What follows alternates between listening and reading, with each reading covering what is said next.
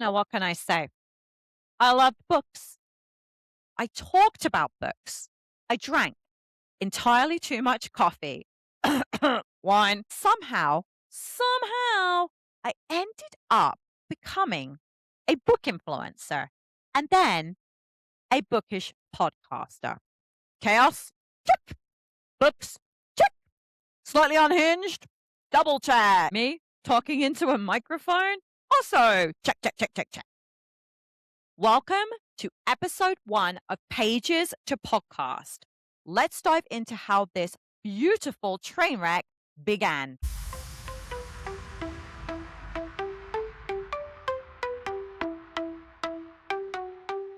Hello, you beautiful readers, you podcast addicts, and anyone who has accidentally clicked this link.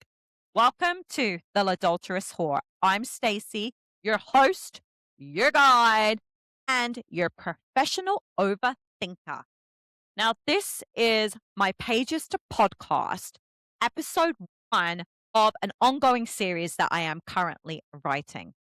Now, I'm going to do that terrifying thing where I talk at you for hopefully around 20 minutes while pretending that I have one tiny clue of what I am doing. And spoiler alert, most of the time I have no idea what I'm supposed to be doing. Also, sidebar, if you hear any weird noises, it's either my puppy trying to get my attention or my sanity leaving the building. Really, it could be either. Now, a lot of you people know me because I am an avid poster on Bookstagram. I have been on Bookstagram for a very long time, and you may be wondering, why a podcast? Well, I talk too much, like way too much. My friends, they get annoyed. My family are marginally terrified. Baristas, definitely concerned for my mental health. So naturally, I thought, why not share this chaos with the entire internet? How hard can it be? Right? Well, my first recording. Think about it like this. A dog attempting to learn English while a tornado passes through my house. I may have cried a little bit. Okay, fine. I cried a lot, but it's charming in a train wreck you can't look away from kind of way. So let's talk my origin story. The reason that I'm bringing this series to you, I started out as a book reviewer. It was 2018. I had my daughter Serenity. I had my daughter Charlene, and I was pregnant with baby number 3. Well, technically it's baby number 5, but I'm not including the older kids because they were both in school. Now, the only thing that was keeping me sane was literally reading. They were tying up the TV, so I would sit there in my rocking chair and I would read. Now, I want to share with you how I got from regular reader all the way over to book podcaster. And hopefully, you're going to learn some things about the do's and don'ts of how to become a book reviewer, if that's what you're looking for, or to become a podcaster about books. And I'm going to show you just how insane it can be, all the pros and cons.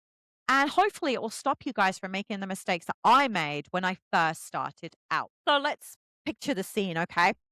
I was literally sitting in my rocking chair. I was doom scrolling.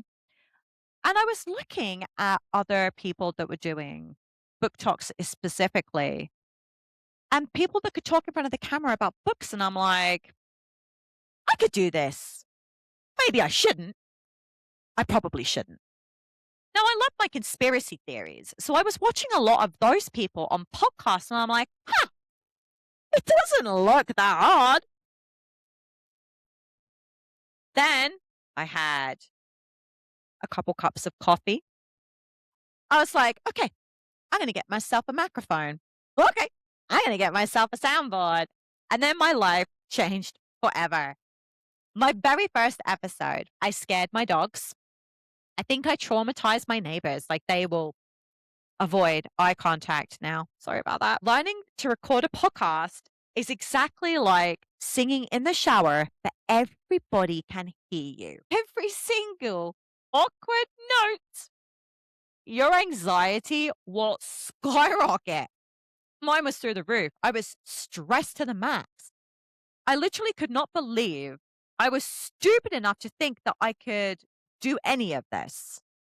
That I could not only write an episode, that I could record it and then have the guts to post it, to share it, to put it out there. Now, like I said, my reading journey really began when my two youngest, I have six kids. So my third and fourth child were still young. They weren't in school. The only thing I had going for me was my reading. It was how I kept sane. I was a hot mess. And look at this, okay? I was literally going to be a stay at home mom until all three, because I had one cooking in the oven, were in school full time. And I was planning on going back to work. Then I get pregnant with my final kid, my son, the boy I didn't know I needed, but it turns out I really did. Now it's 2020 and I have four kids, all very young, because now my oldest is 10 and my son will be 6. So four kids in like 5 years. That was mental. I am crazy. I do not think anybody should have let my uterus loose the way they did, but I digress. Now, I'm thinking to myself, it's going to be years before all of these kids are in school full time and I could potentially go back to work.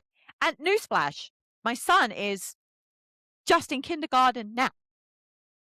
So I started to review books for book touring companies, and these are brilliant, brilliant things to have. Book touring companies literally have independent authors, small published authors, and they find ARC readers, advanced reader copy readers, to read the book, review the book, and post their reviews and pictures of the book on their specific tour dates. And they're not particularly fussy with who they let in. Okay. I'm sorry to all the ones that I started out with, but really you didn't set the bar very high for who you would have reviewing. Now, obviously, if you make a big cock up, or you don't post on time, or you're not a very good reviewer, or you don't like any of the books they provide, they will obviously not allow you to continue with them. But in the beginning, it's really easy to get on board with these people, these book touring companies. You don't have to have massive followers, which I loved because back then I really didn't. You don't have to have a lot of engagement. You just have to be willing to read the book and commit to a timeline. And if you don't like the book, or you're going to give it less than, I think a lot of them, it was less than 3.5 stars, they ask you to post after the book has been published, which makes sense because they don't want you to tank the ratings before the book has even launched. So that's how I started out. And then somebody was like, "Hey, have you heard about NetGalley?" And I'm like, "Nah." And they were like, "Okay, you need to sign up." And all the big publishers are on there, all the small publishers are on there. You can get, back then it was just ebooks. There was no audiobooks like there is now. But you request books and they either say yay or nay. And slowly but surely, I started to build a bookish following on Bookstagram, because that's kind of where I started out. That's where I was putting all my time and energy. Now, I do, to this day, have book talks. Okay. I have one for my podcasting, I have one for my bookish business, and I have one for my book reviews. Can I beat that algorithm? Hell no, I can't. I'm still stuck years later in the 2 to 300 views window. Sometimes I can climb out of it to get to around 6, 7. But honestly, I'm too old to be jumping through their bloody hoops. So now I'm at the point in my bookish career, if you like, where I joined proper influencer programs for top publishers. So I literally get paperback, hardcover books. Sometimes they're ARCs, so sometimes they're paper copies of books before they've been released. Sometimes they're finished copies. I like those ones because they always come as hardcovers from all the top publishers. I'm talking St. Martin's Press. So that's Macmillan, because they have lots of smaller subsidiaries underneath that big banner. They got like Minotaur Books. You've got Wednesday Books. Like all of those are under that umbrella. and their nonfiction department as well, which I think is called Essentials. Don't quote me on that. And then, like, I do Penguin Random House. I don't get as many books from them. So Martin's Press, literally, I will probably get 4 or 5 books a week from those people. I love them, my baby. But Penguin, you have to sign up for these books. So they let you pick 3, and then they might send you 1 or 2 or 3, depending on how many people have requested that particular book. And I think the last time I signed up, I got 2 of my 3 picks, which is nice. And Penguin Teen, they'll send a list of books that they have extra copies of, and that's usually where I get the bulk of my books from them. But you get widgets for NetGalley, which is kinda handy, but I like to collect my pretties, so sending me books is really great. I do HarperCollins, I do Simon Schuster. I don't get a lot from them, to be honest with you, but whatever. I have source books. Now they send me PR boxes again. I love my source books because PR boxes are amazing. They send you like little bits in there. Like I got one for a book a little while ago and it came with like cotton candy and a popcorn ball. I didn't eat none of that stuff. I gave it to my kids, but still the thought was really nice and I really enjoyed that. So that's one of the things that came from my progression of being a book reviewer into influencing. And FYI, book reviewing and book influencing are 2 very different things. And here's why. Book reviewing, you are reviewing the book and giving an honest opinion based on how you felt about the book to encourage or detract people from reading said book. A book influencer is there to help the author sell more books. Do you see the difference now? One of you pushes books out for people to buy and you don't say anything negative, and the other person is giving their honest review to help readers make informed choices. It's not the same thing. Not at all. I have to be very mindful of that when I am doing my book reviewing versus my book influencing. Okay. So in 2020, I decided that as I am going to be at home for the next few years, I was going to start a book business. I literally started to make bookmarks and book stickers and totes and mugs and all that crap. And I have online stores. I still have them. I still sell. Like, that's what I do. Like, my hook bookmarks are my jam. Like, I make one of a kinds. They're very special. People buy them because they know who I am. But I was so hungry for more. So I was laying in bed watching Nobody Wants This. And I love the fact that the 2 sisters have this podcast and I love their dynamic. And I always wanted to do something where I could be on camera, I could talk to people, but I didn't have to worry about being famous. Like, I didn't want to be an actor. I can't act. I didn't want to be a singer. I can't sing.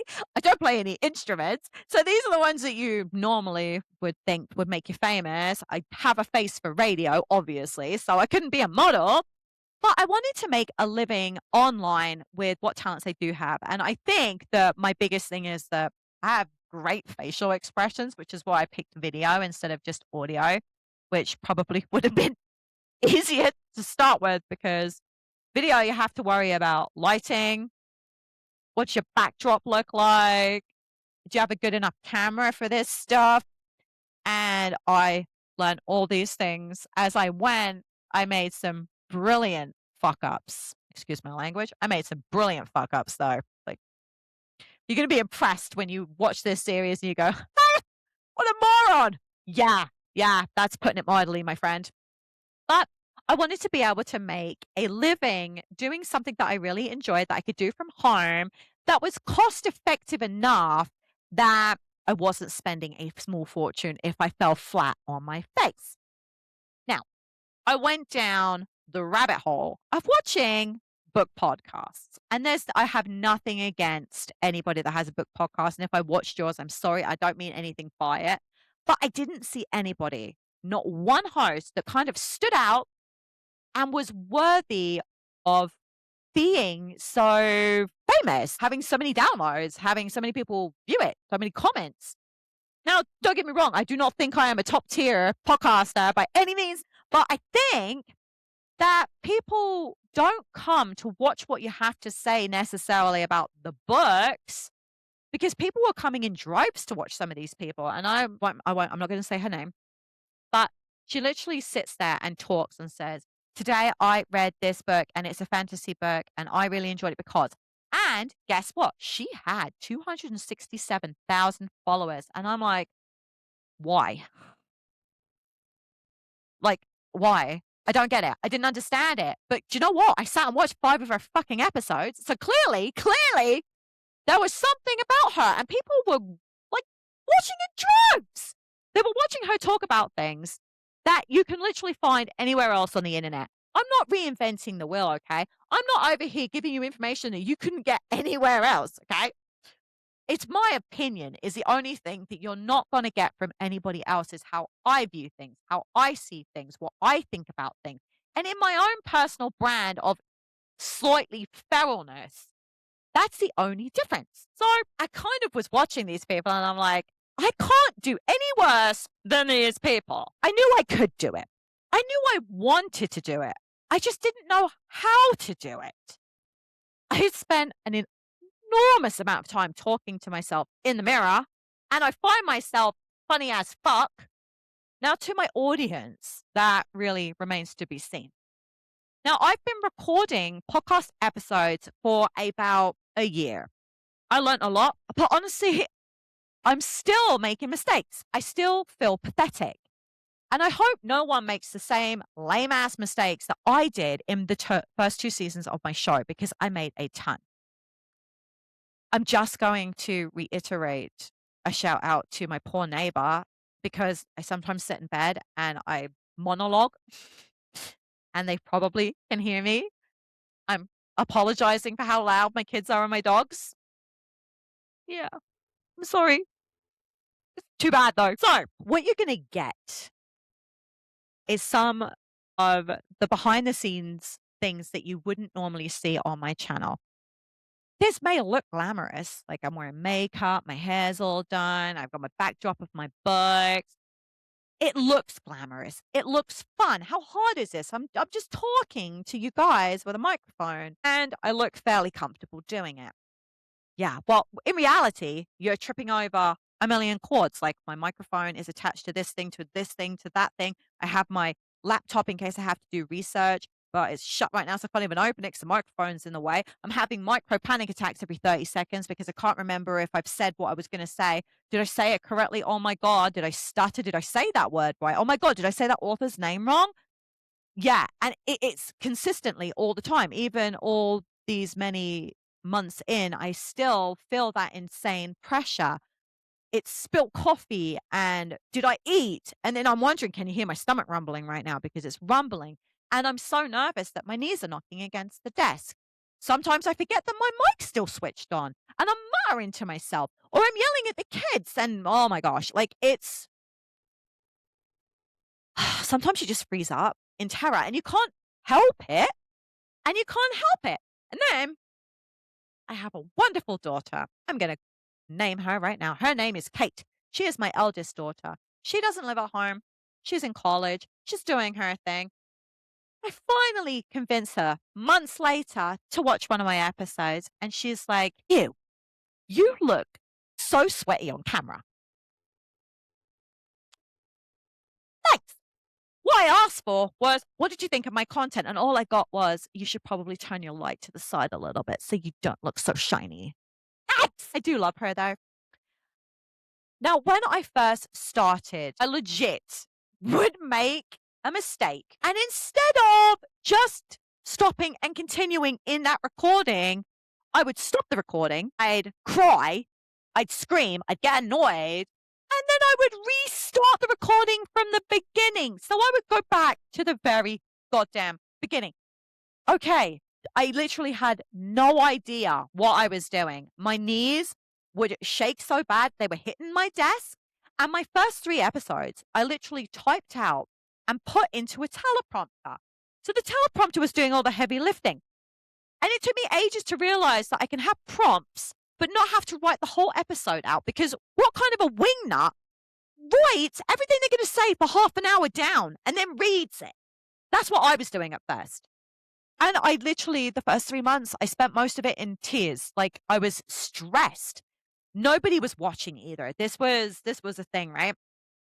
Before, if you put out content, enough content, on any podcasting like Spotify, YouTube, watchers would eventually find you and they would just start watching. Well, it's not like that anymore. You literally have to have something.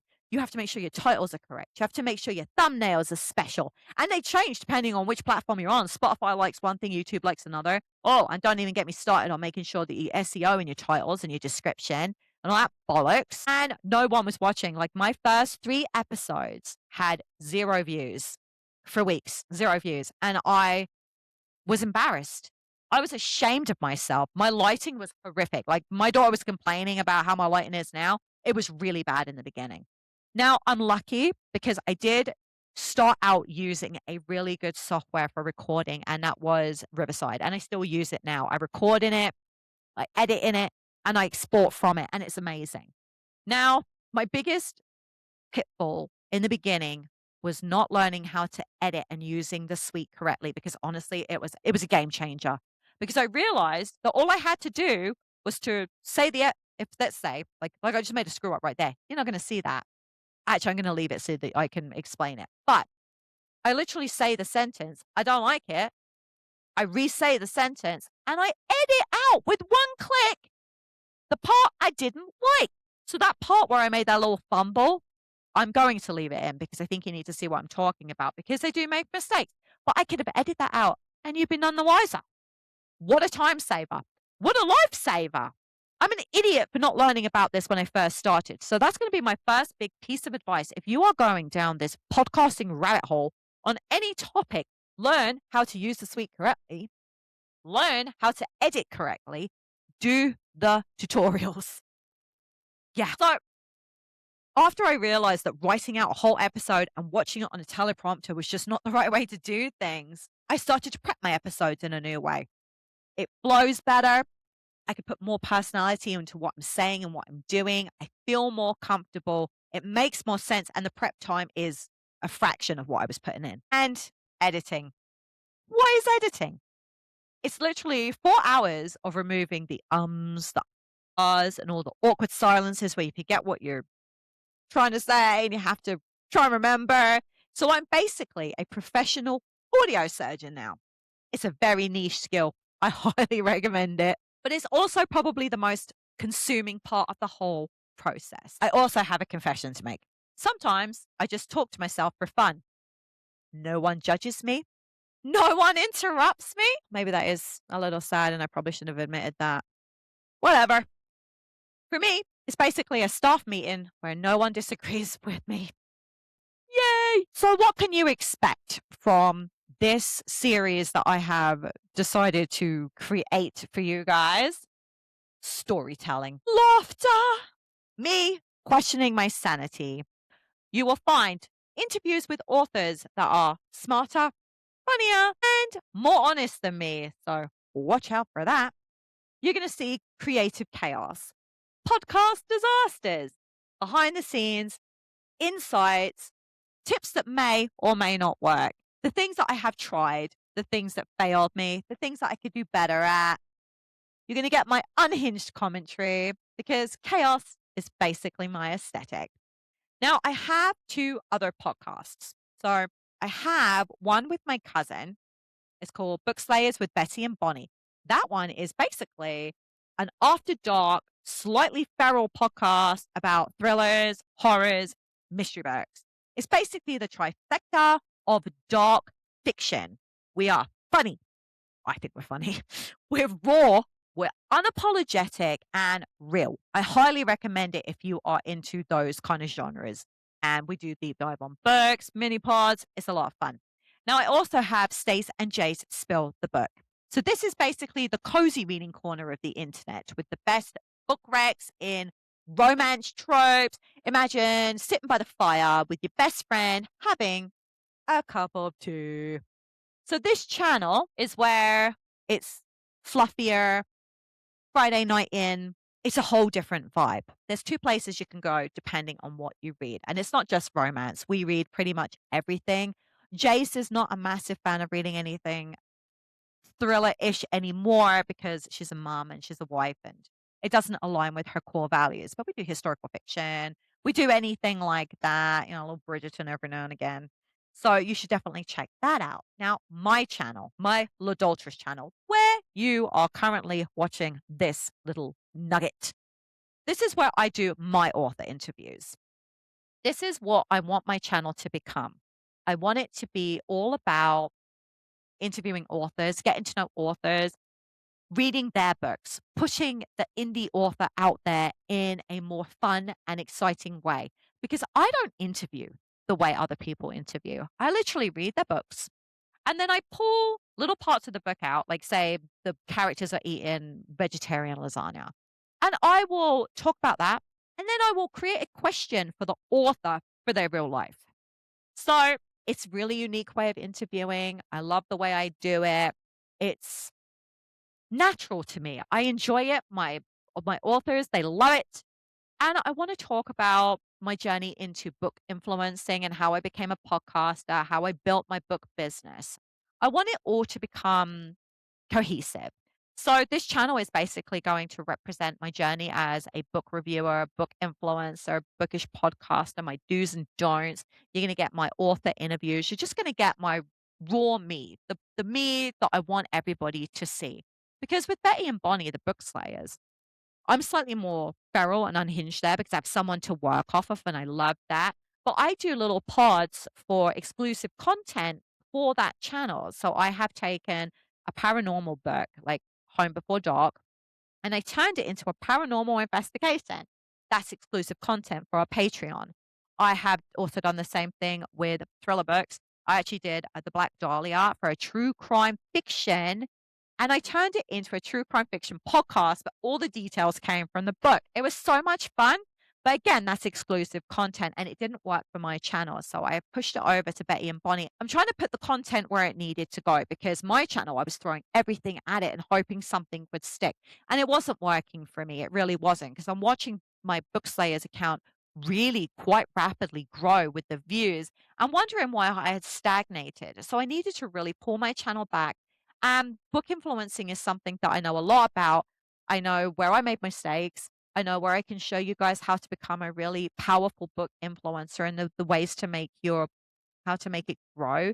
I've also added onto my Patreon, Pouring the Algorithm, where I teach you how to grow your accounts, the things that work, the things that made me cry, that kind of stuff. And that will also be exclusive content. So you can find that on my Patreon, L'Adulterous Whore. Now, you're going to get all the good and the bad things that come with book influencing and podcasting. I am not going to hold back.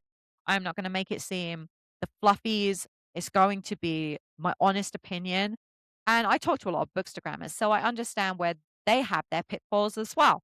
I'm going to tell you what I don't like about doing this. I'm going to tell you what I love about doing this. I'm going to tell you all the things that I wished I'd done differently. I will teach you all about those influencer programs, how to use NetGalley the right way, the socials that you need to have. You have to, okay? It's not negotiable. And you're going to need to whore yourself out to certain algorithms to make sure that you are seen by the right people. How you need to act online to get people to trust you enough to hit that almighty subscribe button because it's not as easy as you think. So when you join me for these episodes, I have a list. You have to bring yourself a helmet, your snacks, because safety first, and I get hangry when I don't eat. But before you disappear, make sure that you subscribe, follow, tell all your friends, your family, and your enemies. Okay, maybe not your enemies. That could potentially be quite dangerous. That you have found this show and it's going to teach you some stuff and entertain the heck out of you while we go. The first episode, I think, will be about NetGalley and how to get started, what you need to do to get the art copies of books, and what you shouldn't do if you want to be taken seriously as a book reviewer. And that's really where you have to start.